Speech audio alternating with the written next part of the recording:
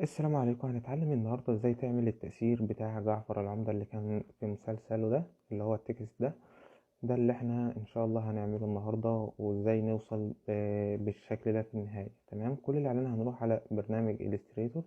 كل اللي عليك هتختار من هنا الدايرة زي ما انت عايز كده، وتختار فيل، تختار اي لون انت محتاجه. احنا مثلا خلينا في الاسمر. بعد كده تضغط على الثلاث نقط دول، تجيب الأداة اللي هي ديت بالظبط. لو مش موجود عندك جيبها زي ما انا جبتها بالظبط كده. بعد كده تروح تضغط تفتح الاعدادات بتاعتها، تختار من هنا 10 ومن هنا 100. تمام.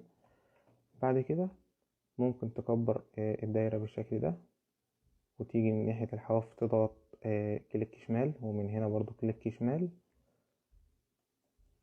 بعد كده تيجي تخليها بالطول بالشكل ده شوية زي ما انت عايز تسيبها زي ما هي دايرة عادي ولا يهمك.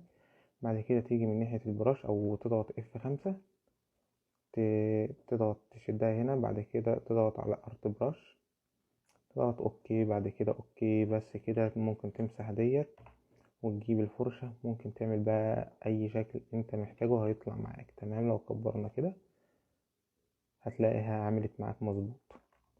حاول بقى انت مثلا تصغر برش، تعمل اي حاجة مثلا فيها، هتلاقيها ظبطت معاك.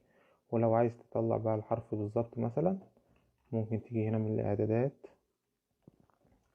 تعلي ده للاخر عشان ما يطلعش معاك كيرفات بايظة. بس كده. ممكن بقى تعمل انت بقى اي حاجة.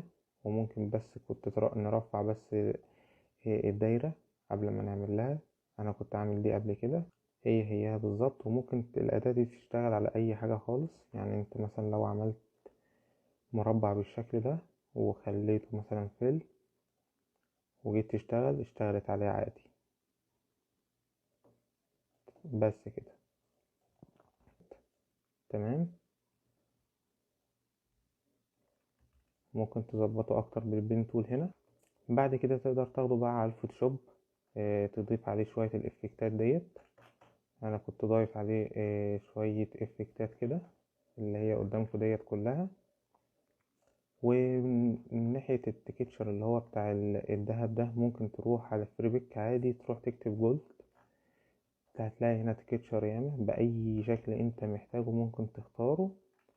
انا عن نفسي اخترت التكتشر بتاع البراش دي اللي هي دي بالظبط، واخدتها حطيتها في فوتوشوب وعملت ماب. قعدت اعدل كده، كنت عامل كده تكتشر هنا. بس ده اللي ظبط معايا، اللي حسيته بالظبط زي اللي كان في البوستر بالظبط. تمام. وشوية جلو وشوية افكتات بسيطة هنا. دي خلفية عادي جبتها من جوجل عادي، شارع المعز. وديت برشات عادي ممكن تلاقيها عندك اصلا جاهزة. وبس كده.